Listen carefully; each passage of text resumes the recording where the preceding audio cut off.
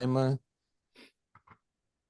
Ele é professor lá na Santa Casa de Porto Alegre, é um profissional que eu reputo, se não o mais, um dos mais capacitados na área de imunologia de transplante, tem uma vasta experiência com todas as técnicas de identificação de HLA, cross-match, uma grande experiência, respeitado no mundo todo por esse trabalho.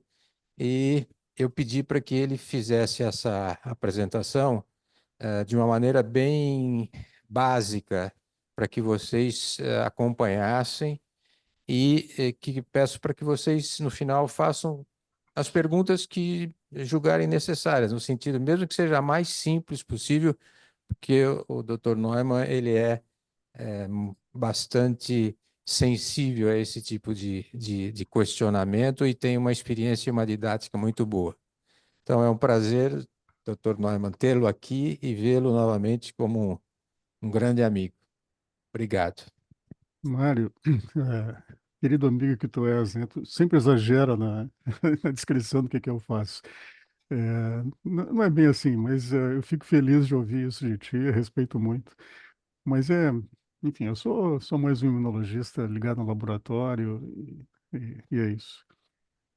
Eu receio, eu acabei de te ouvir agora, né, falando em simplificar, eu receio que eu não vou conseguir simplificar. Mário, eu olhei aqui que a gente conversou ano passado, né? Foi a outra vez que nós conversamos. E eu resolvi que eu não ia repetir aquilo que a gente fez lá, eu tinha que fazer uma coisa um pouquinho diferente. E eu acho que eu posso resumir o que eu vou falar hoje para vocês, assim, com aquela frase clássica: eu não vim aqui para explicar, eu vim para confundir.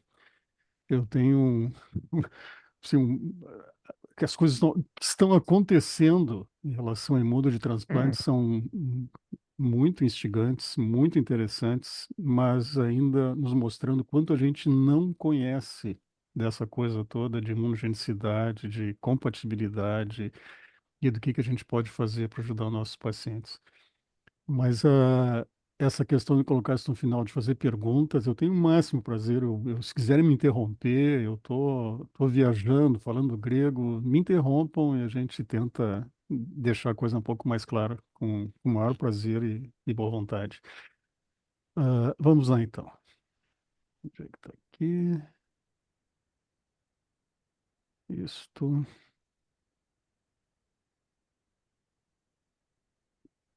Eu imagino que esteja compartilhada a tela agora. De Tá tudo acordo? certo, tá Então tá. certo. Então tá, o que a gente sabe, né, de prova cruzada virtual, prova cruzada física, o que é o PRA, né, ou painel calculado, CPRA, e nossos pacientes hipersensibilizados, como é que a gente define isso e o que a gente tem que fazer em relação a eles, como é que a gente pode ajudar esses pacientes? Isso é que eu pretendo mostrar um pouco para vocês. Coisas bem básicas, né? Prova cruzada, em 1969, um dos artigos mais citados na literatura médica, Paul Terazak, mostrou que era capaz de se prever o destino imediato de um transplante fazendo um teste que não era simples, mas foi uma grande descoberta chamada CDC, citotoxicidade dependente de complemento. Isso mudou a história do transplante. Conseguiu evitar a grande maioria das rejeições hiperagudas que eram comuns naquela época. E passou a ser uma coisa obrigatória. Eu tenho que fazer uma prova cruzada pré-transplante, e essa prova cruzada evoluiu com o tempo, felizmente, né? E hoje o padrão aceito no mundo inteiro e cada vez mais até na Europa, que é muito resistente. Agora, nos últimos 2, 3 anos, a Europa se deu conta que isso tem que evoluir para uma prova cruzada por citometria de fluxo, que é a mais à direita aqui, que é muito mais simples, rápida, objetiva, sensível, barata em relação à CDC clássica que se fazia. Os Estados Unidos praticamente parou, no Brasil ainda se faz bastante CDC, a Europa ainda faz bastante, mas a tendência para todo mundo evoluir para Flow é muito forte e importante. As vantagens e desvantagens, se vocês tiverem curiosidade, tem duas referências aqui abaixo que resumem um pouco disso. Eu não quero perder tempo falando das vantagens do Flow sobre CDC, elas são gritantes. Mas se vocês quiserem ir mais atrás e pegar outras fontes para isso, tem duas referências. Uma é nossa própria, aqui de Porto Alegre, a outra é de um grupo muito bom em Portugal, a Sandra Tafulo, uma amiga nossa. O Mário conhece a Sandra, né? E o Rob Lipsky, que é um amigo nosso que tem muita experiência em instrumentaria de fluxo e que mudou bastante os protocolos que a gente tem usado para isso. Ah, e essa aqui é só uma curiosidade mostrando a tendência nos Estados Unidos de desaparecimento de prova cruzada por CDC. São os testes de controle de qualidade externo que a ASHE promove, mostrando que o número de laboratórios é constante ao longo dos anos. E por estometria de fluxo é constante e está despencando tudo que diz respeito a CDC, controle de qualidade. Daqui a pouco vão parar de oferecer controle de qualidade por CDC. Não, na, esse na, da Nilma tem de agora, porque eu de 40%, não tem ah, funcionalidade, tem E ela alguém, parou de estudar? não negócio pronto. tem alguém falando junto aqui. Menos no staff. Oi, bom dia. Se alguém puder desligar o microfone, por favor, quem estiver online. Já desligou. Então, nós há 11 anos abandonamos o CDC depois de fazer muito teste em paralelo. Isso aqui é só uma pequena amostra de uns mais de 1.000 testes em paralelo, CDC, Flow, fazendo a validação disso tudo e com os dados assim, indiscutíveis, todas as vantagens do Flow. Eu nunca publiquei isso, infelizmente, hoje já está muito velho, mas a partir disso nós abandonamos o CDC e passamos a fazer só Flow. E a prova cruzada, ela evoluiu então de uma coisa positiva ou negativa, né, que é o que CDC faz. O CDC positivo não transplanta, CDC negativo transplanta, para uma coisa muito mais fluida, né? A citometria de fluxo, ela avalia risco. Ela pode ser proibitiva se eu tiver uma prova cruzada muito positiva para o flow, mas ela pode me quantificar um risco baixo, mesmo uma prova cruzada positiva. E isso me permitir fazer um transplante, dependendo das circunstâncias outras todas. Meu telefone está 24 horas por dia ligado e ele volta e meia toca de madrugada, final de semana, para discutir casos como esse, né? Eu tenho um paciente que está mal em diálise, perdendo acesso, tem um doador que aparece, ele tem um anticorpo antidoador, dá uma prova cruzada positiva, diz o que que é pior? É esperar um outro doador, se é que ele vai ter tempo de aguardar um outro doador, ou receber esse doador que não é o ideal, mas que é tolerável. Então tem que melhorar a imunossupressão, tem que cuidar, tem que ficar monitorando esse anticorpo com mais frequência, mas é possível transplantar. Então, essa linha fluida nos dá muito mais maleabilidade, muito mais liberdade de decidir o que fazer com o paciente do que uma coisa maniqueísta. Lá em cima é preto ou é branco. E aqui não, aqui a gente tem um espectro amplo de poder de decisão. Vou transplantar ou não vou transplantar? Eu quero risco zero, tá bom, eu vou ficar lá na esquerda, né, sem DSA, prova cruzada de simetria negativa, ou posso admitir e chegar mais perto do vermelho. Nós temos aqui na Santa Casa mais de 1.000 pacientes numa coorte transplantada há 7 anos. Nós estamos acompanhando transplantados com citometria negativa na presença de DSA. Nós estamos atualizando agora essa coorte, eu não tenho os dados mais recentes, eles ainda não estão prontos. Mas até 4 anos não se observa diferença de sobrevida de rim de paciente nesse grupo transplantado na presença de DSA com flow negativo. Todos esses, para ser flow negativo, todos esses DSAs são de baixa intensidade, porque um pouco mais alto eles acabam dando flow positivo. Mas é possível transplantar e o que a gente vê é mais rejeição, isso é de se esperar. Eles vão fazer mais rejeição moral, meio natural, mas não chega a ser uma coisa que impeça esse transplante de acontecer, e pode dar uma oportunidade para esse paciente sair da diálise, nem que seja temporariamente, numa situação como eu mencionei para vocês, de ter um paciente sem acesso, ou se é uma criança que está com catéter na jugular e não tem como aguardar outro doador. Eu vou ouvir E a uma gente aula, tá? e a gente dá oportunidade, então, para esses pacientes saírem da diálise. O painel, uma coisa que começou da mesma forma que o CDC, a gente literalmente colhia, quem passava pelo corredor do laboratório, colhia sangue de funcionários, médicos, residentes, qualquer um que passava pela porta do laboratório, vem cá dar um pouquinho de sangue aqui e tal, como se fosse um eventual doador de órgãos. Era uma trabalheira do cão. Desculpa, isso de vez em quando vai acontecer. Uma trabalheira do cão, se fazia prova cruzada como se cada um desses voluntários fosse ser um doador de órgãos. E a gente expressava isso até hoje, se faz isso em um percentual. Bom, se eu fiz 20 ou 30 doadores teóricos desses e o paciente não responde para nenhum, quer dizer, ele não tem anticorpo contra nenhum, ele tem 0% de painel. O outro extremo, se ele tem anticorpo contra todos, ele vai ter 100% de painel e todas as graduações intermediárias. Muito trabalhoso, demorado, chato, né? E felizmente isso também evoluiu.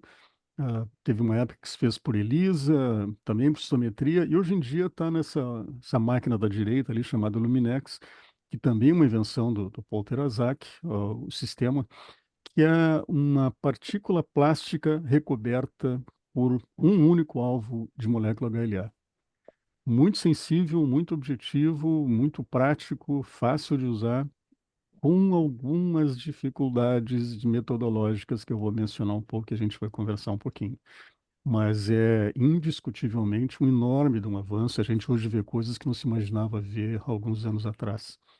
E, por fim, o CPRA, o painel calculado, né? O que que é isso? A gente hoje, com um algoritmo que se usa para quantificar, não quantificar, mas para ver qual é a expressão desses alvos na população que eu vou usar como doador, né? O paciente tem um anticorpo contra um alelo A1, um alelo B8, sei lá, um DR3. Quantas vezes eu vou encontrar esses alvos na população de doadores que eu tenho? E isso é expresso, então, numa percentual também. E esse percentual é que a gente pode usar como transplantabilidade desse paciente. CPRA baixos, muitos doadores disponíveis, CPRAs altos, poucos doadores disponíveis. E a gente começa a ter dificuldade quando eu passo de um determinado valor. E tem algumas variáveis que a gente tem que levar em conta, mas certamente acima de 90%, especialmente acima de 95% de CPRA, eu começo a ter pacientes que estacionam em lista e passam anos, às vezes, aguardando um doador e às vezes nunca vão conseguir transplantar. Especialmente acima de 95, 98 ou 99%. E a gente tem que ter alguma coisa a fazer com esses pacientes, e eu pretendo lá no finalzinho conversar um pouquinho sobre isso, né?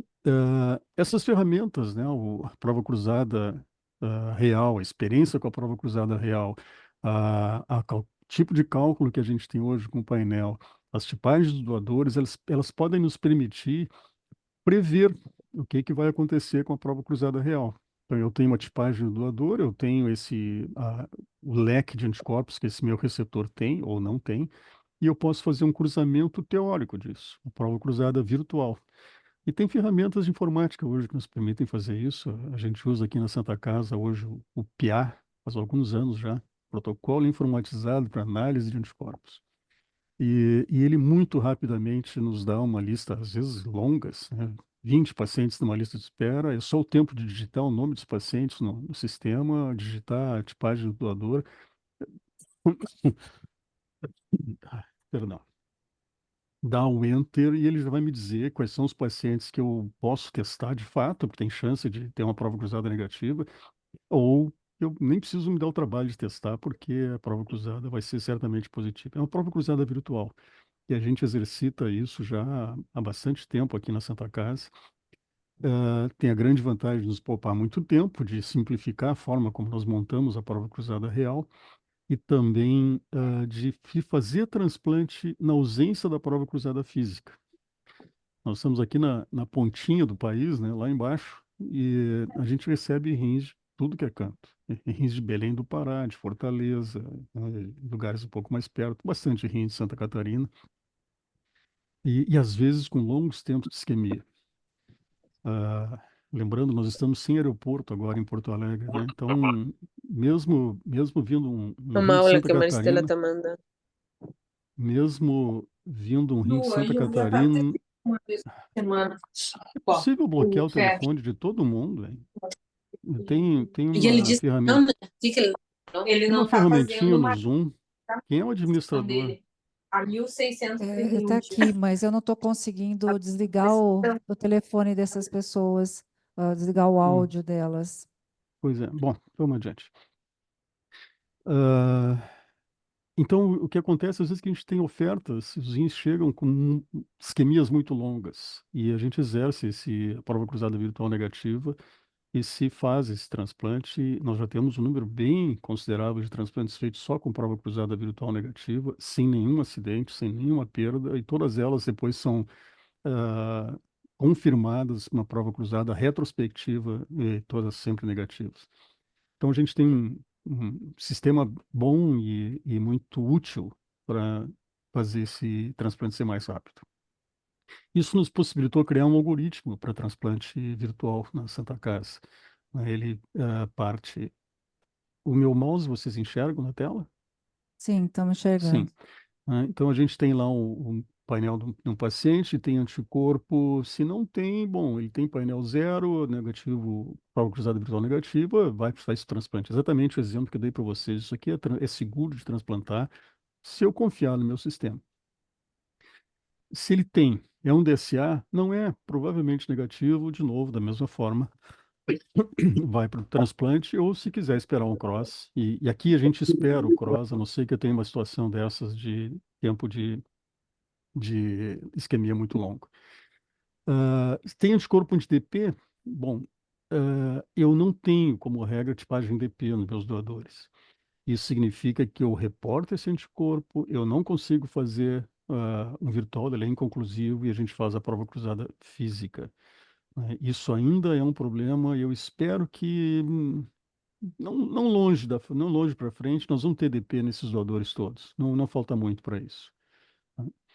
Tem DSA, sim, é um DSA mais de 5.000 para A, B e DR, mais de 15.000 para DQ. Bom, isso aqui para nós já é uma prova cruzada virtual positiva, e não se transplanta essa outra coluna. Mas se não é acima de 5 e não é acima de 15 para DQ, nós vamos fazer a prova cruzada real e, dependendo do resultado da prova cruzada real, esse paciente vai transplantar ou não, né? Então, seriam aqueles casos de prova cruzada negativa na presença de DSA, e isso aqui a gente exerce um número razoável de pacientes em circunstâncias. Se é acima de 5.000, todas as BIDs, não. Bom, aqui eu posso ter um anticorpo que a gente chama de alelo específico. O que é um alelo específico? Tentando simplificar um pouco.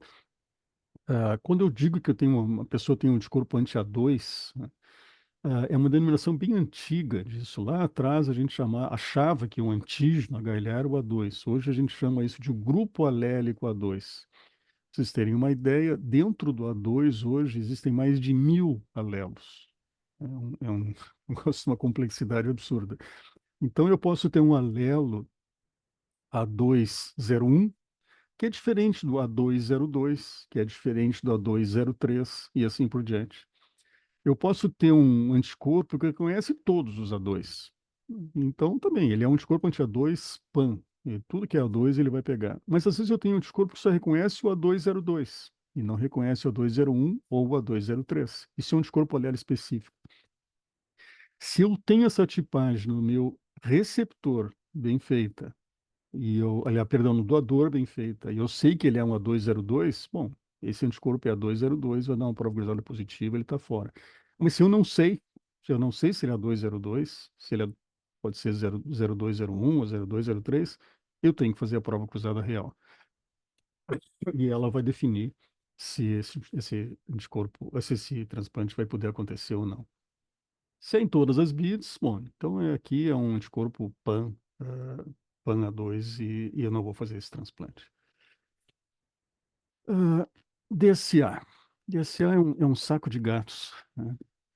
E aqui eu quero começar a complicar um pouquinho as coisas com vocês, né? Esse risco de DSA tem um monte de variáveis que a gente mal está começando a tocar na superfície. Nós usamos esse MFI, né, Mean Force Index, como uma régua para saber quanto anticorpo eu tenho, né? Qual é a quantidade de anticorpo contra, de novo, esse A2 está presente nesse soro. A gente usa esse MFI, que ele é É uma régua meio grosseira, mas funciona. Com interrogações atrás, ele funciona, tem muita. A gente tem que ter cuidado com isso, mas dá uma medida grosseira da quantidade de anticorpo. Se a gente fizer isso com as devidas cautelas e os testes necessários, ela pode ser bem mais acurada. Mas, enfim, um pé atrás no MFI, mas provavelmente ele é útil. Não só a quantidade, mas o número. Quantos DSAs eu tenho? Eu tenho DSA anti-A, anti-B, anti-DR, ou é só um anti-B ou um anti-C? Isso é uma variável importante. Esse alvo é classe 1 ou classe 2, ou é um alvo não HLA? Tudo isso tem que ser levado em conta. A afinidade, isso é extremamente importante também. Eu posso ter dois DSAs anti-A2, um vai me dar uma prova cruzada positiva com 1.500 de MFI, outro vai dar negativas. Por quê? Isso tem a ver com afinidade. Eu vou falar um pouquinho mais sobre isso mais adiante, um negócio chamado footprint, né? A pegada do anticorpo na molécula. E esse anticorpo, esse DSA, ele é mais ou menos capaz de promover recrutamento de macrófago, por exemplo, se provocar inflamação nesse endotélio, né? Alguns vão ser mais, outros vão ser menos. Qual é a expressão do alvo? Né? A HLA-C tem uma expressão muito baixa em endotélio. Então é um anticorpo bem menos chato da gente lidar, mais tolerante de se fazer com DSA contra HLA-C do que contra outras moléculas HLA. Mesmo entre elas, a expressão varia. Né? Eu tenho expressões variadas dependendo do alelo que eu estou dirigindo esse anticorpo. E por fim, meu endotélio. Eu tenho. Qual é o leito endotelial que eu estou atacando?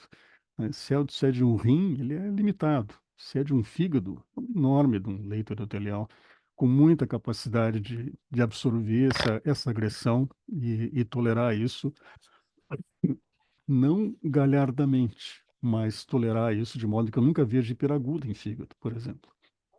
Né? O endotélio vai sofrer, a gente está. Aliás, amanhã tem a defesa da tese de uma doutoranda nossa, que vai mostrar a prova cruzada em painel em transplante de fígado pediátrico. Muito bonita a tese da menina e confirma o que a gente já está vendo cada vez com mais frequência. Ah, Mesmo os hepatologistas, os transplantadores de fígado não acreditando, os dados são cada vez mais evidentes de que prova cruzada e painel tem sim importância em transplante de fígado, com a diferença de que a gente não vê hiperaguda, mas vê perdas em 1 ano, 2 anos, provocadas por rejeição humoral. Ah, Mário, aqui eu te faço um convite. Tu conheces o Alberto Lima, da Federal do Paraná? Ele que assumiu o laboratório da Noemi Pereira, lá quando ela se aposentou, e é a pessoa que eu conheço no mundo que mais entende de epítope. Ele é muito, muito bom e um cara extremamente respeitado, um grande professor. E eu acho que daqui a pouco tu tinha que convidar o Alberto para falar sobre epítopo para vocês. Esse é hoje o coração de imundo de transplantes. O que que é um epítopo? Até isso, o que que é um epítopo está se discutindo. Né? Parecia ser uma coisa meio óbvia, né? Do ponto de vista de imunoquímica, epítopo é o sítio de ligação do anticorpo numa proteína. É o aminoácido, o grupo de aminoácidos contra os quais o anticorpo é dirigido. Mas isso é uma coisa cada vez mais fluida. Está cada vez mais difícil da gente entender exatamente o que que é um epítopo. Ah, Tem um monte de abordagens para isso e elas variam e não são conclusivas e cada vez se discute mais eu mencionei no início, eu estava a 38 graus de temperatura na Sicília semana passada e esse foi um dos tópicos que mais se comentou e se discutiu lá. Em teoria, isso aqui é um epítopo dessa molécula. Aqui tem uma molécula HLA, aqui está o peptídeo que ela está apresentando. E esses dois aminoácidos aqui são os que caracterizam essa molécula. Isso aqui é um A24, né, que na posição 65 tem uma glicina, na posição 66 tem uma lisina, e essa aqui é particular dessa molécula, 2402. Então, isso aqui é o epítopo típico da 2402. Agora, se você começar a olhar as ferramentas que existem para analisar epítopo, aqui já não tem nenhuma homogeneidade. Cada uma chama de um jeito. Cada uma se refere a esse epítopo de uma forma. E se continuar aumentando um pouquinho mais, de novo, temos no Brasil um registro, Epitope Registry, que é uma coisa que o René Duquesnoy, de Pittsburgh, começou, e tem na Federal do Piauí, tem um databank com isso. Mas, assim, começa-se a ser necessário, tem que se fazer uma unificação desses conceitos todos, porque isso aqui está ficando de uma forma muito confusa e muito difícil da gente começar a entender. Além disso, isso que eu queria chegar ainda para você, se eu imaginar, tá bem, isso aqui é o epítopo, meu anticorpo é específico contra isso aqui. Só que a pegada do anticorpo na molécula é muito maior e ela tem uma área muito mais extensa do que exatamente o epítopo. E tudo isso aqui influencia na afinidade do anticorpo. Eu posso ter um aminoácido no meu anticorpo que não gosta, ou não interage, tem uma rejeição, seja eletrostática, seja hidrofóbica, com uma proteína, perdão, com um aminoácido por volta do peptídeo. E vai prejudicar a afinidade. Então, eu posso ter dois anticorpos, ambos dirigidos contra o mesmo epítopo, um muito afim e o outro muito pouco afim. Uma afinidade alta ou afinidade baixa. E a gente não sabe isso.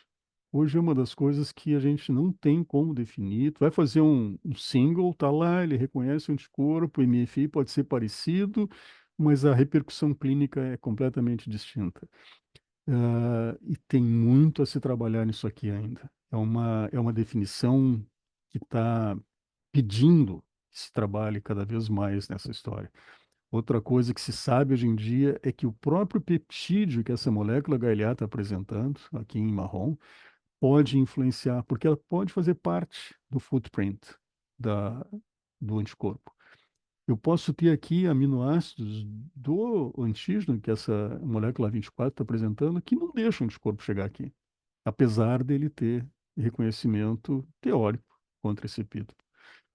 Enfim, tem muita coisa a gente aprender para isso.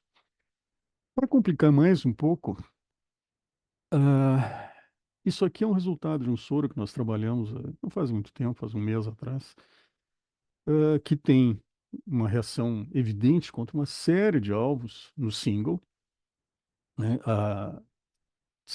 Bom, então aqui eu tenho um belo anticorpo, então aí eu começo a testar a prova cruzada contra esse soro e dá negativo. Negativo uma vez, duas, três, tem alguma coisa estranha aqui. Por que está negativo se eu tenho tanto anticorpo positivo, né? Tanto anticorpo presente contra esses alvos?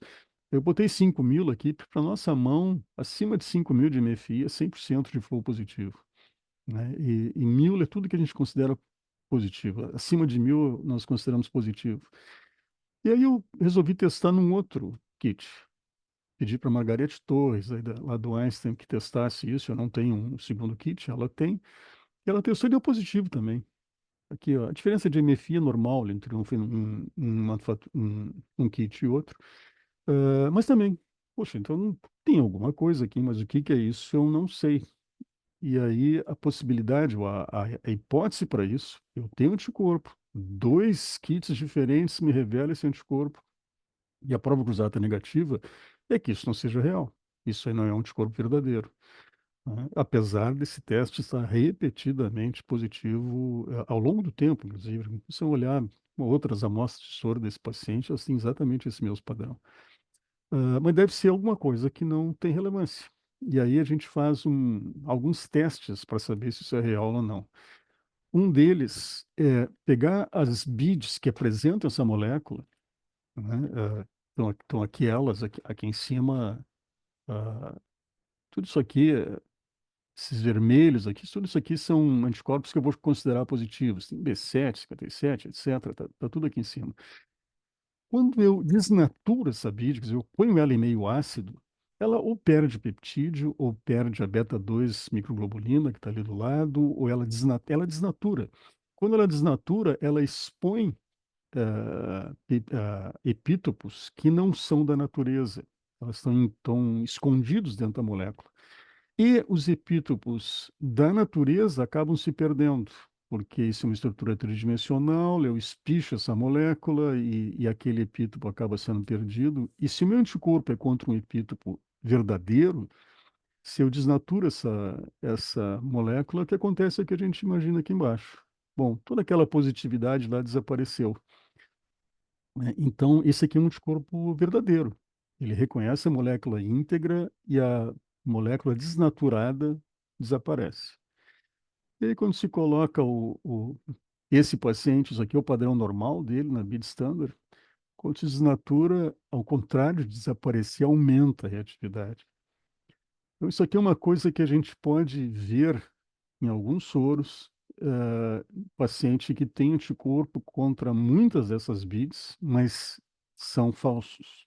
São contra epítopos crípticos, a gente chama, eles estão escondidos, eles não existem na natureza e não têm a menor relevância em transplante. Então, isso aqui foi uma pista explicando o que estava acontecendo com a nossa prova cruzada negativa, porque esse epítopo desnaturado não aparece na superfície de uma célula, só aparece na BID. Né? E a gente ainda fez um teste interessante, cria da Juliana, que trabalha comigo já há muitos anos. Não só as BIDs, nós vamos botar célula também, vamos desnaturar a célula também. E ela inventou esse teste e ficou bonito. Botar célula a pH 3,5, que é o serve para desnaturar, 10 segundos a 3,5. E aqui está o soro do paciente que era negativo, estourou de positivo com a célula desnaturada. Né? E o soro controle caiu, como era de se esperar. A molécula verdadeira está perdendo. Isso aqui tem muita coisa para fazer. Isso aqui foi um teste só que a gente fez com isso, mas me deixou tranquilo para dizer para o Auri, que é o nosso preparador de pacientes na lista de espera, lá, está liberado para transplante, isso aí é um anticorpo irrelevante, é falso, e o paciente tem painel zero. Né? Ele pode transplantar sem prova cruzada prospectiva. E tá liberado, e eu estou seguro do que a gente está fazendo. E aí vamos complicar mais um pouco. Quando a gente fala nessa coisa de compatibilidade, né? A1 é diferente de A2, que é diferente de A3, é bem mais complicado do que isso. Né? Se eu pegar o meu doador lá, meu doador é o 1 aqui. Se eu oferecer um rim desse doador para esse receptor, bom, eu tenho aqui uma diferença. Né? A1 é diferente de A2, é diferente de A3. Bom, mas esses dois aqui só tem uma diferença. Agora, se esse mesmo doador for oferecido para esse receptor, também é um só, o número, mas eu tenho muito mais diferenças aqui do que eu tenho aqui. Isso me leva a pensar que talvez seja interessante a gente fazer compatibilidade ou distribuição de órgãos não só do jeito que a gente faz hoje. Se eu tenho um rim que é DR1, eu vou dar para um receptor DR1. Um rim DR2, eu vou dar para um receptor que é DR2. Mas será que esse doador DR1 ele vai ser melhor num receptor DR2 ou num receptor DR3 ou qualquer coisa assim? Isso a gente está fazendo já hoje. Se pode quantificar, que a gente chama de número de mismatches epitópicos. O Mário conhece bem o Chris Wiebe e o Peter Nickerson, lá de Winnipeg. Eles têm publicado uma série de artigos sobre isso na estatística deles, mostrando que existe uma tendência aos enxertos irem melhor, independente desse número aqui, né? Independente do alelo HLA que eu estou dando, mas dependente da quantidade de carga epitópica que eu estou oferecendo para o meu paciente. Se eu tenho um rim que tem uma carga epitópica alta para o meu determinado receptor, eu tendo a ter mais rejeição e mais perda de enxerto. Esse mesmo rim oferecido para um outro receptor com uma carga epitópica baixa, provavelmente vai durar mais tempo. Isso está super no início ainda. Isso não tem nada a ver com essa compatibilidade habitual que a gente vê hoje, né? DR1, DR2, DR3, etc. Mas tem a ver com essa soma desses epítopos todos que cada uma dessas proteínas tem. O problema disso é que tem um overlapping muito grande, essa coisa. Quando se olha 50, 100 transplantes, se faz a média, se faz a distribuição, se vê que existe essa tendência muito clara. Mas tem um overlapping de estatística muito grande e não é possível, baseado no que eles estão fazendo lá hoje, afirmar que eu vou estar mais seguro se eu fizer isso. Né? Mas é uma coisa que a gente vai eventualmente fazer desde que se resolva mais alguns problemas. Vocês veem isso aí faz 20 anos, o grupo lá de Leiden, né? O Mário também conhece o Franz Claas, o Elias Doxiades, o Dukas Noy, enfim, são gente muito boa, mostrando que esquece o nome do alelo. Olha só para a quantidade de aminoácidos diferentes que dois órgãos têm. E a gente vê que quanto maior a quantidade de mismatches, mais eu vou ter produção de anticorpo. Quanto menor a produção de anticorpos e mais imunogênico é ou menos imunogênico é, o que é de se esperado. Isso está correto. Só que isso aqui, hoje em dia, é impraticável, não tem como se fazer isso. Não é seguro ainda fazer isso. Pior do que tudo isso, essa dama de copas aí, né? Os HLA-DQ. DQ é hoje mais do que epítopo, DQ é hoje o grande foco de investigação sobre o que ele tem a ver com a nossa sobrevida dos pacientes, nesses nossos enxertos. Está muito claro que ele é o mais patogênico de todos os alelos. Ele provoca mais perda de enxerto que qualquer um dos outros alelos. A incompatibilidade de Q provoca mais, de novo, DSA do que qualquer um dos outros alelos. É o mais persistente. Se ele está lá, ele não vai mais embora. Quanto mais mismatches de Q, mais aumento de sensibilização pós-transplante a gente tem. Tem um monte de evidências mostrando isso tudo, tá? Mas tem muito mistério ainda. DQ tem uma particularidade em relação a todos os outros, né? Quando eu falo em anticorpo anti-A, eu estou me referindo a um gene só, o gene que codifica a cadeia a cadeia do HLA, A1, A2, A3, etc. Tem um gene que faz isso. Isso vale para A, B e C. Quando eu olho DR, basicamente isso também. Apesar de serem dois genes, um é praticamente sem polimorfismo algum, então eu tenho um gene lá me dando o que que é DR. DQ não. DQ eu tenho polimorfismo em dois genes, cadeia alfa e cadeia beta, o gene DR, DQ alfa, DQA e o gene DQ beta. E ambos são imunogênicos. E pior do que isso, eu posso ter anticorpos que são dirigidos contra a combinação das duas cadeias. Quer dizer, ele não é um anticorpo que reconhece a cadeia DQ beta, não é um anticorpo que reconhece a cadeia DQ alfa, mas ele reconhece quando determinadas duas estão juntas. Isso traz uma confusão que é bem difícil da gente trabalhar. Hoje a gente consegue detectar anticorpos anti-DQ-beta e anti-DQ-alfa. Grande dificuldade, a gente não tem DQ-alfa nos nossos doadores. Significa que eu só enxergo DQ-beta quando eu faço uma tipagem hoje para um doador. E eu fico cego para o resto. Provas cruzadas podem nos ajudar nisso. Ter uma prova cruzada positiva e eu tenho dificuldade de entender por quê, mas tem anticorpo anti-DQ, pode ser que seja para combinação ou não. Enfim, é uma coisa cinza, bem cinza, bem complicada, né? E tem mais coisas avançando nisso aqui. Imagine que eu tenho um doador com dois mismatches em DQ. Tem lá um DQX e um DQY qualquer. E eu ofereço esse rim com dois mismatches para um receptor. O que que eu espero? Bom, isso aqui é o normal, né? Eventualmente, isso aqui é imunogênico, ele vai fazer anticorpo contra o DQX e o DQY.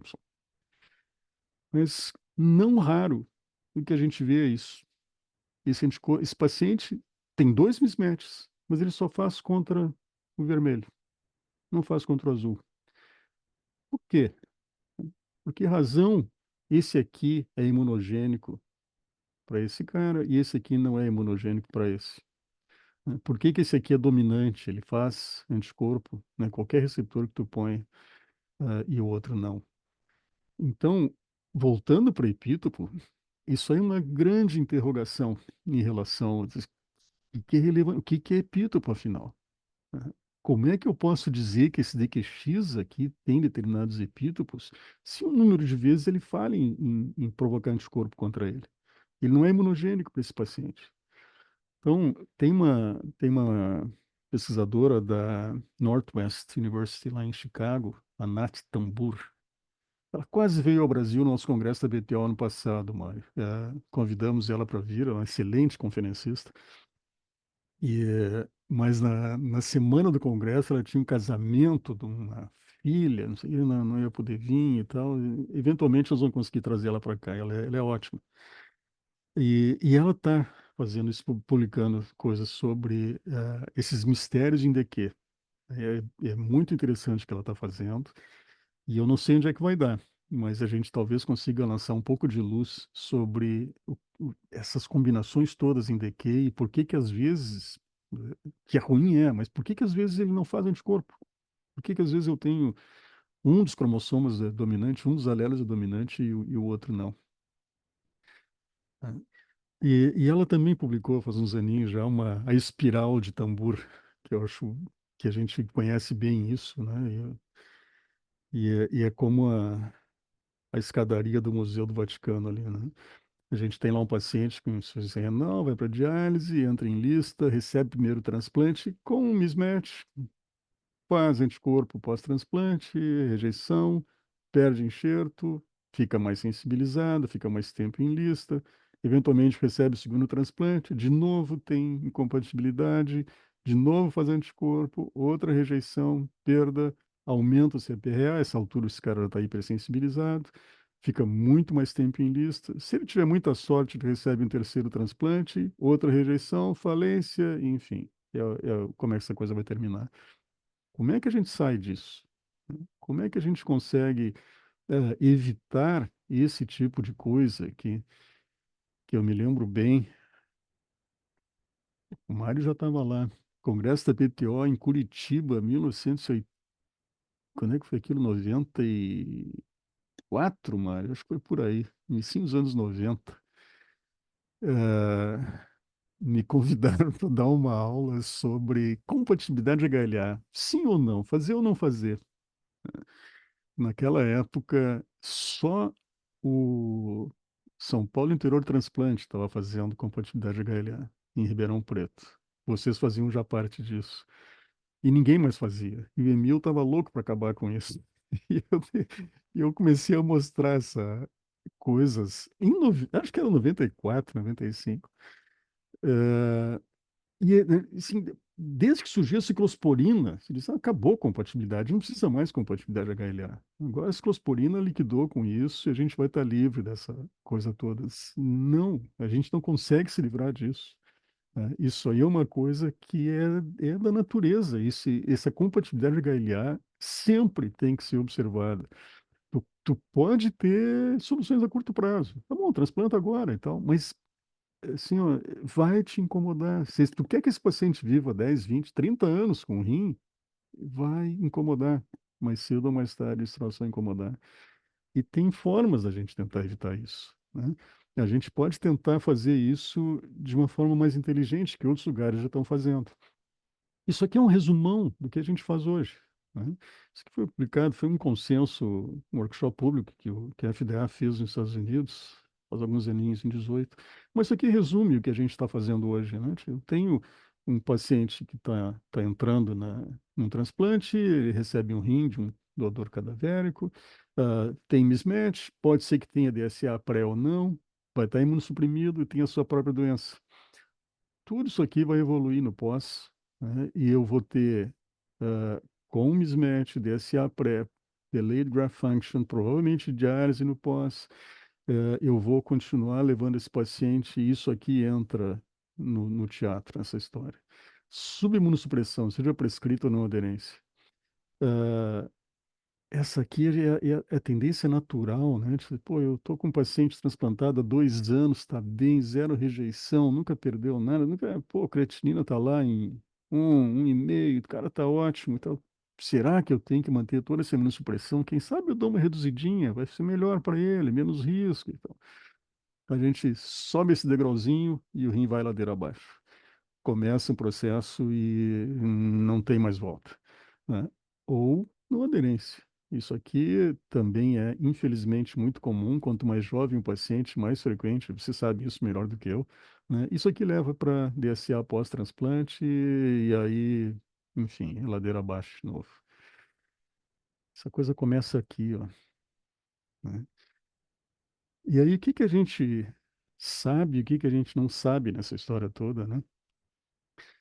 Tem coisas óbvias. Ninguém vai transplantar com velho CDC positivo e cheio de DSA. Isso aqui ninguém no mundo faz. É proibido por óbvio. Flow negativo sem DSA, todo mundo faz. Isso aqui é o cenário ideal. Zero risco imunológico, né? Vamos fazer. Quer dizer, zero risco imunológico, não. Eu não estou botando aqui mismatch HLA. Mas, enfim, isso aqui, risco imediato nenhum. A gente ainda tem que botar nessa equação o mismatch HLA que não está aqui. E tem uma zona cinza grande, né? Flow positivo, quanto de DCA eu aceito para transplantar? De novo, aquela criança com um catéter na jugular. Qual é o risco que eu aceito de tirá-la dessa diálise e dar um respiro para essa criança ou não? E isso aqui é fluido. Vai depender do centro, vai depender da situação clínica, vai depender da política do centro. Mas tem muita interrogação nessa história toda. Até aonde eu posso correr risco, até onde é seguro ou não fazer isso. Para complicar um pouco mais as coisas. Isso aqui é uma descoberta mais ou menos recente nossa aqui do hospital. A gente faz esse exercício permanente, né, de ter qual é o resultado de flow que eu tenho, está positivo ou negativo, com os MFIs do anticorpo no DSA. E a gente está habituado a olhar nessa faixa de MFI aqui, não é nada raro eu ter flow negativo. São pacientes que a gente transplanta. Mas volta e meia dá positivo, volta e meia dá negativo. Por que que às vezes dá positivo e dá negativo? Por que que esse anticorpo, olhando todas essas coisas que a gente está conversando até agora, né?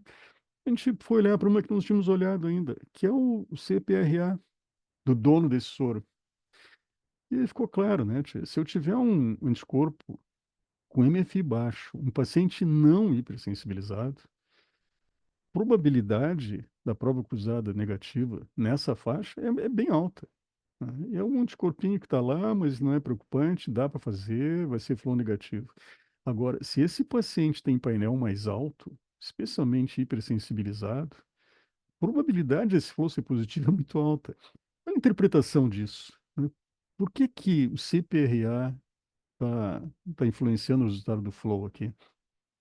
Muito provavelmente porque eu não estou vendo outro anticorpo. Muito provavelmente as ferramentas que a gente tem hoje para chamar isso aqui de um anticorpo não são suficientes para me dizer a integralidade do risco que esse soro tem. E o painel está me refletindo isso, o painel está me dando um sinal de que, olha, tem mais coisa aí, cuidado, né? E aí a gente vai ver isso na prova cruzada, que dá positivo. Então, assumir isso aqui como verdade absoluta para dizer que eu posso ou não posso transplantar sem a prova cruzada é risco. Eu tenho que também saber qual é essa informação aqui do meu paciente e olhar tudo isso em conjunto. Porque às vezes a gente pode tomar alguns sustos aqui nessa história. Mas isso aí vai dar negativo, é fraquinho e tal, e vai lá e tem uma bela de uma prova cruzada positiva e diz, ops, melhor não, né? Eu há muitos anos pedi para a nossa central de transplantes aqui dar alguns dados que, que eles têm lá, mas nunca conseguiam fazer, não conseguiam. E finalmente agora, o marido Lourdes Dracher é uma das plantonistas, o Rafael era o nosso coordenador, já não é mais. E eles me deram informações que eu queria muito ouvir e ver, procurei por muito tempo. Isso aqui é uma coisa meio óbvia, né? Os transplantes renais, olhando em relação ao CPRA do meu paciente receptor. Claro que eu vou transplantar pacientes com menos sensibilidade, e quando eu começo a subir o meu PRA, a tendência é que menos pacientes transplantem. Nenhuma novidade nisso aqui, né? Crossmatch positivo, da mesma forma. Não se muda muito aqui numa faixa grande de CPRA relativamente baixo, as coisas começam a subir, como é de se esperar, a partir dos 90, 95% de painel. eu começo a ter muita prova cruzada positiva. Também nenhuma novidade. O que resulta nisso aqui? Né? Isso aqui são os transplantes feitos de 17 a 22 no Rio Grande do Sul. Ah, CPRA da lista e a probabilidade, o número, perdão, a proporção de transplantes feitos nesse período. Então, a gente vai ver que, claro, é mais fácil transplantar pacientes com PRA baixo, mas na medida que eu começo a subir, 85, 89, eu chego a 90, só 5% dos meus pacientes transplantaram entre 90% e 95%. Agora, se eu tenho acima de 95%, não chega a 2% dos meus pacientes transplantam. Né? E se aqueles estão lá 99%, 100%, menos de 0,5%. São os pacientes que estacionam em lista. Esses pacientes precisam de muitas ofertas para ter um doador contra o qual ele não tenha DSA. E provavelmente um doador que vai ser praticamente HLA idêntico a ele. Talvez um ou outro mismatch que seja permissível numa situação dessa. Qual é a solução que o mundo inteiro encontrou para esses pacientes? Aumentar a pool de doador. É óbvio. Né? Ah, o Eurotransplante faz isso há décadas. Os Estados Unidos começou a fazer isso há coisa de 10 anos atrás, não faziam até uns 10 anos atrás. E há 15 anos eu tenho projeto na mesa do SNT dizendo que a gente tem que fazer isso no país. A gente tem que fazer essas listas serem pelo menos regionalizadas. Né? A região sul do país, Paraná, Santa Catarina e Rio Grande do Sul, é muito homogênea em número de captações. Paraná e Santa Catarina bem melhor do que o Rio Grande do Sul, mas o número de transplantes é parecido, as distâncias são curtas, é 1.000 quilômetros entre o centro mais ao norte, que é Londrina, e o centro mais ao sul, que é Pelotas. Né? Tem boa estrada, tá bem, boa estrada. Eu ia botar uma vírgula hoje em dia no Rio Grande do Sul, depois dessa enchente. Mas sim, funciona. Tem um monte de centros que transplantam, tem bom laboratório no Paraná, em Santa Catarina, Rio Grande do Sul. A gente pode fazer isso. Só que não, porque para um rim atravessar uma fronteira hoje, eu tenho que ter recusa do Estado, não querer esse rim. Senão ele não pode atravessar uma fronteira do Estado. A ideia é que se unifique por região, uma lista de hipersensibilizados. Tá bom, vamos pegar esses pacientes aqui, ó. Quantos eu tenho no Rio Grande do Sul, quantos tem no Paraná em Santa Catarina? Eu já fiz esse cálculo. Tem coisa de 300 pacientes nessa situação. Então, faz uma lista de 300 pacientes. E aparecer um doador Paraná, Santa Catarina e Rio Grande do Sul, oferece para esses 300 primeiro. Bom, tem um cara lá em Londrina. O doador veio de Santa Maria, no Rio Grande do Sul, e tem o zero mismatch dele está lá em Londrina. Vai para Londrina, o rim. Pronto. E faça isso por um tempo. E faça uma contabilidade depois. Aparentemente, todas as simulações que a gente faz, não deverá haver desequilíbrio. Voltando um pouquinho, se não tem nenhum receptor zero mismatch, bom, é distribuição normal dentro do estado. Mas, enfim, é uma discussão que eu não quero tomar mais tempo aqui, já, já me incomodei muito com isso, mas é uma coisa óbvia a fazer. Mas essa aqui era uma coisa que eu tinha muita curiosidade. Tamanho da lista dos receptores para um rim e qual a posição do último transplantado. Se eu tenho 2 rins, qual foi o último? Se eu tenho um rim só disponível, qual foi a posição do paciente que recebeu? Qual é a necessidade de a gente fazer listas com esse tamanho? Você sabe o que significa isso aqui? Um tempo enorme para fazer esse resultado todo, produzir esse resultado todo. Né? Fazer uma lista, mesmo com estometria de fluxo, que é muito mais simples e rápida, fazer uma lista com 10 nomes ou fazer uma lista com 70 nomes é um tempo muito, muito diferente. Além disso, eu confesso que eu não fiz esse cálculo, mas tem um ponto aqui, mais ou menos nessa área, onde o custo de fazer a prova cruzada para esse número de pacientes passa a ser mais alto que toda a remuneração dada para um transplante de rim. Que é uma coisa completamente sem sentido. Né? Então, tem-se que racionalizar esse tipo de coisa. Tá? Não é possível que o Ministério da Saúde, e eu tenho dito isso em tudo que é fórum que eu que eu posso, já disse isso dentro da SNT, não é possível que o Ministério da Saúde olhe para isso e diga que, não, tá bem, então vamos pagar tudo isso. Eu digo, que legal, então vamos fazer cross adoidado. O laboratório vai ganhar mais. Mas não é possível que o Ministério da Saúde hoje não se dê conta que eles estão pagando mais para fazer cross do que fazer transplante. Enfim, é uma coisa que eu não consigo entender. Racionalizar isso. Até onde é razoável ali com essa lista? Tá aqui. Esses são dados reais, de 5 anos de transplante no Rio Grande do Sul. Tá? E até 25, 30. Outra forma de olhar está aqui. Qual é o tamanho da lista? Qual é a probabilidade de encontrar um receptor? Se eu pensar em 30, 35, eu tenho lá 95%, 95% de chance de meu último receptor estar dentro disso. Para que fazer mais? E essa é uma outra história que eu não consigo entender. Eu acho que acho que é mais ou menos o horário que a gente tinha para conversar. Eu tenho o privilégio de trabalhar com um grupo que eu gosto muito, muito legal, que me permite estar aqui conversando com vocês e a reuniões, porque esse pessoal é ótimo, enfim, me dá essa tranquilidade de poder ficar apresentando, conversando com vocês enquanto eles estão lá trabalhando. E acho que era isso, Mário. Eu tenho a impressão que eu vim mais para complicar do que para esclarecer, mas estou à disposição de perguntas.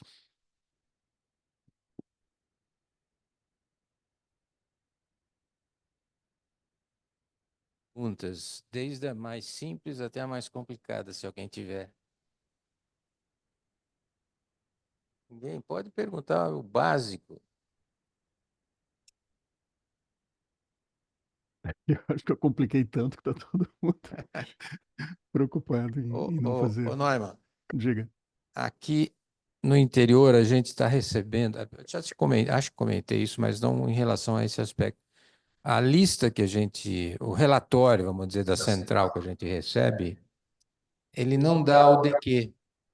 Sim, Ele fala o HLA, B, DR. Aí vocês fazem de rotina o DQ quando há vocês muitos recebem? anos. Pois é, Há, porque, sei lá, bom, 15 anos a gente faz daqui. aqui em São Paulo não tem jeito. E como eu te disse, o painel vem classe 1 só, né? Só vem classe 1, não vem classe 2, então você tem que pedir. É esse que eu Isso é tinha já uma comentado com você. uma bobagem que eu não consigo entender, tia. O sistema do SNT, o software, ele tem espaço para 2 dígitos. Painel, tem 2 dígitos ali. Né? E aí, as pessoas, antes da gente ter CPRA, as pessoas botavam, classe 1, classe 2, são dois números diferentes, bota o mais alto, bota a classe 1 e tal, e fica assim, que é uma informação completamente equivocada. Tá? E aí, poxa, se tu tem CPRA, são 2 dígitos, é igual. Só que é uma informação, essa sim, real. Essa informação é que é relevante e vai te dizer qual é realmente o painel. Para quem não entende direito o que é CPRA, né, só lembrando direitinho de novo, né, eu tenho um anticorpo contra o alelo A1 e eu tenho um anticorpo contra o alelo B8. Tá? Então, se eu somar a frequência do A1 mais a frequência do B8, eu vou ter um determinado número, relativamente alto, são dois alelos frequentes. Só que esses dois vêm junto uma grande frequência. Então, se eu pegar um doador, ele é A1, provavelmente ele vai ser B8 também. Então, eu não posso simplesmente somar esses dois percentuais. Eles têm que ser compensados. Então, eu tenho que ter a composição, a tipagem da minha população, onde eu vejo com quantas vezes o A1 vem junto com o B8. Bom, se metade das vezes o A1 está junto com o B8, eu vou compensar isso no cálculo. Então, o número do CPRA, tem calculadoras para isso. A Escola Paulista de Medicina, lá, o Renato Marco, ele tem na internet, tem um site, tu entra lá e tu pode botar os teus anticorpos e tu calcula na hora. Entra ali com os anticorpos, ele vai te dar o CPRA dos doadores aí de São Paulo, né, que é muito mais preciso, muito fácil de usar a calculadora que eles fizeram lá. O ideal é que cada um tenha a sua, mas por conta do seu seu pool de doadores, mas vocês estão aí em São Paulo, os doadores são os mesmos. Vocês podem fazer isso vocês mesmos, Mário. Entra no site, eu posso mandar o link para vocês, o Renato manda para vocês. Entra no site e bota ali os anticorpos que o paciente tem. Ele vai te dar o CPRA. Esquece esse Parense classe 1. Ele for 100%, tá bom, vai ser 100%. Mas ele pode ser 0% e tem um monte de classe 2, você não está sabendo, você não está vendo. Né? Então é bobagem isso. E não tem nenhum impedimento no software de usar CPRA. É só escolher que número você quer botar lá. Bom, doutor, bom dia. Me Bom chamo dia. Paula, sou assistente aqui no transplante junto com o doutor Mário, doutora Maria e doutora Ida. Eu tenho uma dúvida em relação ao DQ. Por mais que a quantidade do MFI seja inferior e eu tenho um DCA positivo, vocês considerariam ele como alto risco? Usariam doses dobradas de timoglobulina na indução? E consideraria ele sempre alto risco em relação aos imunossupressores pós-transplante? Eu não sei se eu entendi correto. Você está dizendo que você tem um DSA anti-DQ? Isso, positivo, com MFI em torno, vamos dar um exemplo, de 2.000. Aí o senhor estava Sim. falando que usou um MFI abaixo de 5.000, dependendo se não tivesse positivo, o É, CDC, o senhor não, é conseguiria assim. transplantar, Tá. Não, é certo? assim. Sim. Agora acho que eu entendi. O nosso algoritmo de prova cruzada virtual, isto é, eu sei qual é o MFI do anticorpo e eu olho o resultado da prova cruzada. E a gente tem um monte de cálculo estatístico mostrando uma curva, tem regressão linear, tem curva ROC, etc. Tem um monte de cálculo, eu não mostrei isso para vocês, mas se quiserem, está aqui. Ah, Se eu olhar A, B e DR, eu sei que se eu tiver 5.000 de MFI, a probabilidade da prova cruzada positiva é 99,99%. De que não?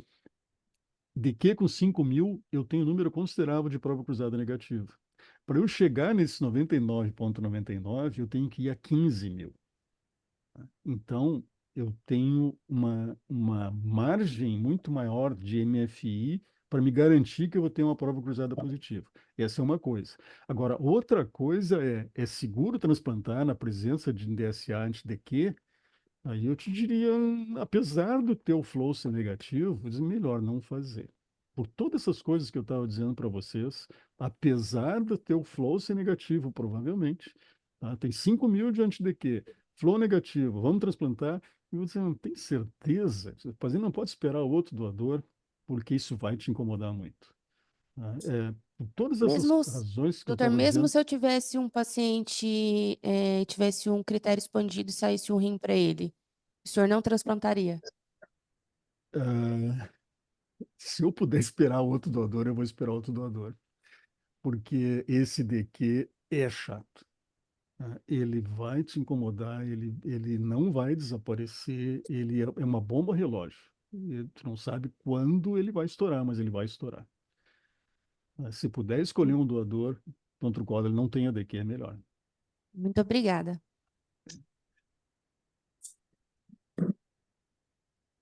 Bom dia, meu nome é Ida, também sou médica assistente aqui, e eu tive a aula do senhor foi maravilhosa e me trouxe um monte de dúvidas dessa vez. Essa E era uma a ideia, delas, mas essa é a ideia, trazer dúvida. uma delas é que eu fiquei, quando a gente faz o MFI, não é comparável, totalmente comparável de diferentes laboratórios? Foi essa a impressão que o senhor passou quando o senhor mostrou do pessoal de São Paulo e comparou do mesmo soro que o senhor utilizou Sim. no seu laboratório. É. Então, quer dizer que o 1.500 de um pode ser 3.000 em outro local ou pode ser acima de 5.000 em outro? Não, não, não, Existe um não foi. critério para que, Entendo, que seja um padrão? entendo. Não, não, tá, eu entendi a tua pergunta. O que eu mostrei, falando na Margaret Torres lá do Einstein, é um outro kit. Né? Então, eu uso um determinado kit no meu laboratório, estou habituado com ele, etc. E eu tive esse resultado que estranho, não fazia sentido. E uma das alternativas é testar num kit diferente. que eu não tenho, um outro, mas a Margarete tem no Einstein, e eu mandei uma amostrinha de soro para ela fazer lá. E aí o que acontece é que são dois kits diferentes, eu vou ter MFIs diferentes entre um kit e o outro. Isso é normal, né? Isso não é nada estranho, é comum, tá? Então, mas ambos positivos. Agora, quando eu uso o mesmo kit, o que se espera é que esses MFIs sejam parecidos, tá? O que eu tenho um coeficiente de variabilidade, a gente sabe que eu nunca vou ter exatamente o mesmo valor, né, fazendo num laboratório e o mesmo kit fazendo em outro laboratório. Até dois funcionários do mesmo laboratório fazendo em dias diferentes pode ter variação disso. O MFI não é um resultado de glicemia, não é um colesterol, não é uma coisa tão estandardizada assim. Ele tem variações, mas são variações dentro de uma faixa aceitável. 10%, 15%, né? E se eu tiver mais do que isso, o coeficiente de variação vai estar muito grande, eu tenho que ter cautela. Mas essa é uma coisa. Aquela diferença que eu mostrei não é isso. São dois kits diferentes em dois hospitais diferentes. Por isso essa diferença está mais gritante. Em relação aos 5.000, nós aqui consideramos prova cruzada virtual se eu tiver um DSA acima de 5.000, A, D e DR, e o paciente nem não é nem testado. A não ser que seja caso de urgência, a não ser que, sei lá, o Walter me diga que esse paciente tá em urgência, precisa, tem que ser priorizado e tal. Então a gente entra em todos. Eu nunca vi um positivo, um flow negativo na presença de A, B e DR acima de 5.000. Mas a gente testa, se for o caso. Como regra, não. Como regra, o prova cruzada virtual positivo, ele está fora da lista, né? Talvez, eu acho que eu deixei minha pergunta confusa, mas por que que eu perguntei isso? Porque os nossos pacientes no pré-transplante aqui, eles vão para fazer painel, geralmente o sangue, a maioria das vezes, faz na UPGEN em São Paulo. Só que os nossos pacientes, depois que eles são listados, o painel que é liberado, que é só classe 1, né, e não é classe 2, já começa aí, não tem DQ, ele é liberado pelo laboratório de Ribeirão Preto, que demora mais ou menos 15 dias para liberar se tem DSA ou não. Então, assim, na verdade, acho que talvez isso explique porque algumas vezes a gente tem incongruências entre os dois laboratórios, o paciente testado em São Paulo e o soro do paciente testado num outro momento em Ribeirão Preto. Então, assim, acho que a gente está muito aquém, né, do mundo. Acho que o senhor está mais próximo do mundo ideal do que a gente está muito Eu não aquém vou. desse mundo ideal. A gente está sem DQ, está sem classe 2, e nós temos dois kits diferentes, provavelmente sendo utilizados no pré e no pós-transplante. Eu não vou saber te dizer isso. Realmente, eu não tenho como te ajudar nisso. Só acho estranho não ter DQ. Os doadores são tipados em Ribeirão. E Ribeirão não faz DQ? É, não, depende. Às vezes nós fazemos a tipagem aqui no laboratório, no Hemocentro, às vezes vai para Ribeirão. Então, isso pode ser variável. Não, é, é. Bom, Mas para eu citar um exemplo, eu queria a tua opinião, pegando só São Paulo, para você ver a diferença. Eu recebi uma paciente que era hipersensibilizada, não me lembro, acho que 80%, uma coisa assim. E passou por um processo de dessensibilização em São Paulo. E veio para cá, querendo fazer o transplante aqui e trazendo o resultado de um laboratório, mostrando anticorpos, que não era o mesmo da central, dizendo que ela estava um painel que era 80%, tinha, não me lembro se tinha DSA ou não, acho que tinha, mas tinha ficado completamente negativo, zerado. sim, E um protocolo de sensibilização, na minha opinião, meia boca, não era uma sim. coisa completa. Aí ela veio, eu falei, mas escuta, ela falou, olha, mas eles não me dão uma posição lá, porque eu faço num laboratório, dá que eu não estou zerada. Eu faço no outro laboratório, fala que meus anticorpos sumiram. Então, aí na sua experiência, a pergunta é, como variam Primeiro, você pode me responder sem dessensibilização, que eu acho que vocês também não fazem e você também não apoia, acho. Não, Então, sem fazer protocolo de dessensibilização e, naturalmente, como evoluem os anticorpos específicos ao longo do tratamento dialítico. Você testa um paciente hoje, ele tem painel X, anticorpos específicos Y, e você, 6 meses depois, você retesta ele por alguma outra razão. Como é que é a tua experiência a esse respeito? nós fazemos 3 vezes por ano, a cada 4 meses a gente faz um painel, faz um single. E pacientes acima de 80% não mudam. Isso aí eles ficam casados com esse anticorpo o resto da vida.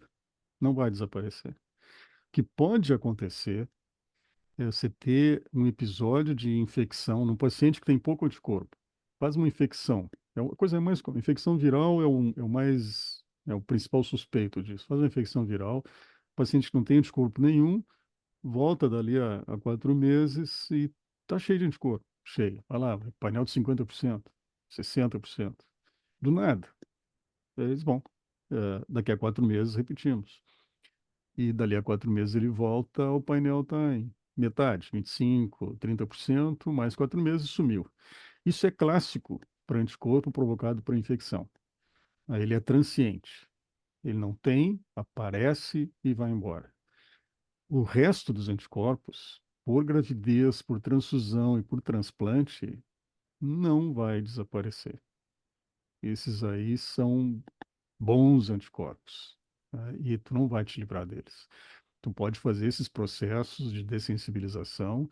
Você sabe muito bem, eu não sou a favor disso, mas alguns funcionam com mais eficácia, com menos eficácia, mas zerar anticorpo eu também nunca vi. Eu já vi pacientes sendo submetidos à dessensibilização. Nós transplantamos eu participei, mas foram transplantes feitos no Hospital Moinhos de Vento, aliás, perdão, lá na PUC. Um amigo nosso, Davi Saitovic, deve conhecer o Davi. Tinham duas pacientes lá hipersensibilizadas, estavam morrendo, o hospital lá da PUC topou fazer dessensibilização, fizemos, as duas transplantaram e as duas estão bem. Mas o hospital disse para o Davi, nunca mais. Porque, olha, isso faz uns 10 anos. Lá atrás, uns 10 anos atrás, cada uma custou mais de R$ 100.000 para o hospital, em dessensibilização. E não faz sentido. Aqui a gente tem tentativas de dessensibilização, aqui na Santa Casa de Porto Alegre, para pacientes de coração e pulmão. Aí é uma situação diferente, não tem como esperar doador. Esses pacientes, uma vez que entram em lista de espera para pulmão, a gente faz bastante pulmão, e eles têm um tempo determinado de lista. Se eles não transplantam em 8, 10 meses, eles não vão transplantar mais. É uma situação de deterioração de condição clínica relativamente rápida. Então, às vezes se tenta fazer alguma coisa. Muito raro a gente ver alguma coisa. Faz plasmaferese, gama endovenosa, e é muito frustrante. Eu não recomendo fazer, não, além da agressividade toda e do custo enorme que é isso. Tem um remedinho barbado de usar, Mário, né? Já ouviu falar na emilfidase? Sim, Então, essa é a solução da coisa, né? mas Pega um pedacinho do teu salário aí, é só US$ 250.000 uma pois dose é pouca e coisa. Eu estou ganhando funciona. mais. É bom, pois é, um pedacinho do teu salário, tá dizendo. Pois é. E faz, é maravilhoso, é maravilhoso. O remédio é maravilhoso, cada vez mais resultados aparecendo. Às vezes tem rebote, sobrevida é quase 100% desses pacientes, é um negócio fantástico. Mas é mais ou menos que nem o. Lembra do KT3? Tu dá uma dose só, porque ele é Sim, imunizante. A segunda já não funciona. já não funciona. Mas é barbadinha, US$ 250.000. É por isso que não está também tendo muita coisa, né? Não, Sobre. eles estão Não estão fazendo usando ainda. tanto. Não, pô, não tem como usar tanto, né? Pois é. Mas, A minha, a- diga. não, a minha última pergunta aqui a gente tem um problema que nós somos lado a lado com o transplante de fígado e, e às vezes nós temos um transplante que tem que ser conjugado e aí também imagino que um órgão puxa o outro. Então, se sai um fígado para alguém que esteja também fazendo diálise ou tem indicação de transplante de rim, o órgão tem os dois órgãos têm prioridade e vem para esse paciente. Aqui no estado de São Paulo é assim. Sim, E, às vezes, é um paciente hipersensibilizado do ponto de vista de transplante de rim. sim. E ele vai entrar num processo de transplante duplo de fígado e rim, e eu peço para saber qual é se tem DSA ou não, e peço para pelo menos fazer um cross-match. Pelo menos um cross-match antes do transplante duplo. E a central nega porque a lei diz que não precisa fazer nada, segue o órgão principal, que no caso seria o fígado, que só faz a BO quando faz. Então, isso eu É, acho um absurdo. Já reclamei com a central, mas eles não querem mudar. tem toda a O razão, que você tem toda acha a razão. disso? Tu tem toda a razão em reclamar. O protocolo diz: faça o fígado, espera 8 horas e transplanta o rim. Tá? Não faz em sequência. Termina o fígado, 8 horas de descanso, e aí bota o rim. Para que, em teoria, o anticorpo circulante ante esse doador seja absorvido pelo fígado, faça o clearance desse soro, e aí quando o rim entrar, não tem mais anticorpo no soro. Tá? Bom, isso te dá tempo suficiente para fazer um cross pré-transplante de rim. Tá? 6 horas, 7 horas depois, colhe um sorinho e faz um cross. Ah, nós aqui em Porto Alegre fizemos 2 vezes isso. E as duas foi um desastre. Tá? As duas o rim fez hiperaguda e nós nunca mais fizemos. Se faz, vai olhar, tem experiências publicadas mostrando dessa forma, faz o fígado, 8 horas de intervalo, o rim depois, e com bom resultado. Então, mas a gente aqui ficou muito ressabiado com esse processo, por ter tido duas hiperagudas de rim, duas perdas imediatas de rim na presença de anticorpo antidoador. Então, não se fez mais. Tá? Então, a gente faz um, espera e tal, e vai fazer outro depois, né? Enfim, eu tenho dificuldade com isso. Se faz, está publicado e tal. Entrou uma pergunta aqui agora, pelo que se eu vi corretamente, presença de anticorpo após infecção, qual é a frequência? É essa a pergunta? Não sei se alguém... O doutor Edson pergunta, queria uma referência do aumento de anticorpos após infecção viral. O Edson está aqui, que legal. Abração, Edson. Ah, eu não sei dizer, sendo bem honesto, porque tem uma quantidade enorme de infecções que a gente vê e que a gente não fica sabendo, quer dizer, vê. O paciente está lá na diálise e tal, faz uma infecção, passou e a gente não tem notícia. Não sei se ele fez infecção, não fez. E a gente está fazendo a coleta desse soro.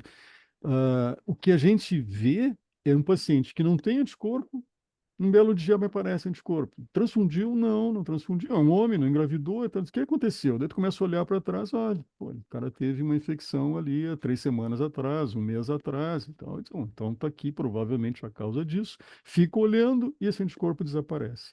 Agora, quantos fizeram infecção e eu não vi esse reflexo anticorpo? Eu não sei. Eu não tenho essa informação e a gente teria que fazer uma coisa um grupo controle, prospectivo, ficar olhando para todo mundo, fez infecção, colhe soro e vê se teve repercussão ou não.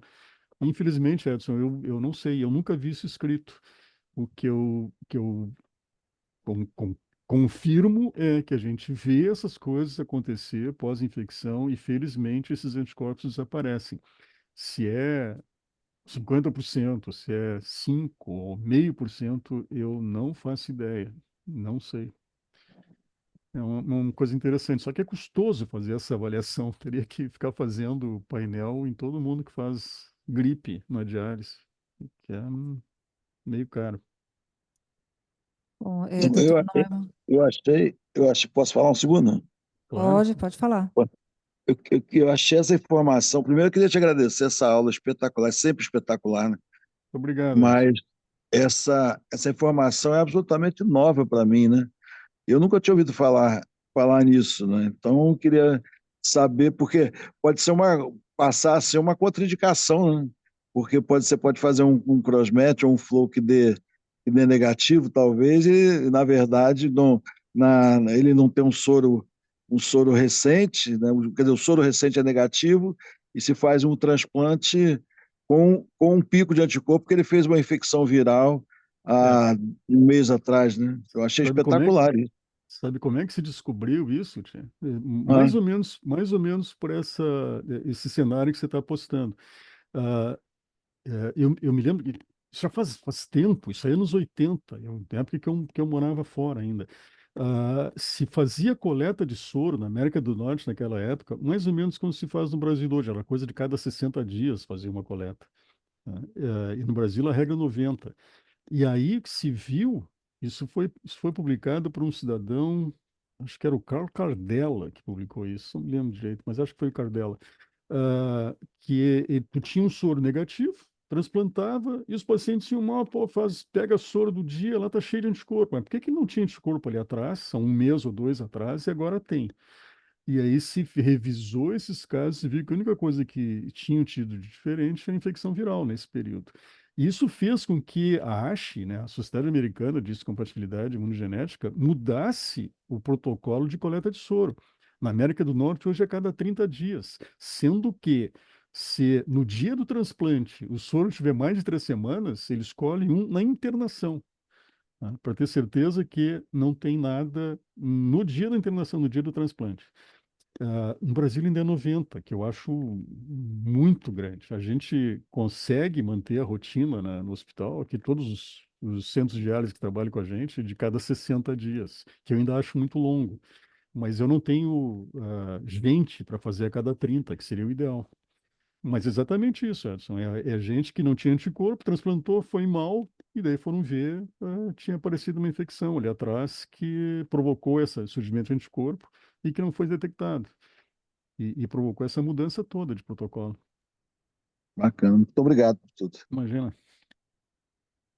Doutor Norma, então, mais uma vez, muito obrigada. Eu acho que eu vou disponibilizar, sim, estão fazendo perguntas aqui, da aula é excelente, e dando os parabéns. Eu agradeço mais uma vez, doutor Norma, pela sua disponibilidade em nos sempre esclarecer sempre um pouco mais. A gente sempre tem muitas dúvidas, e eu agradeço e vou disponibilizar, sim. Hoje à noite eu já estou disponibilizando essa aula.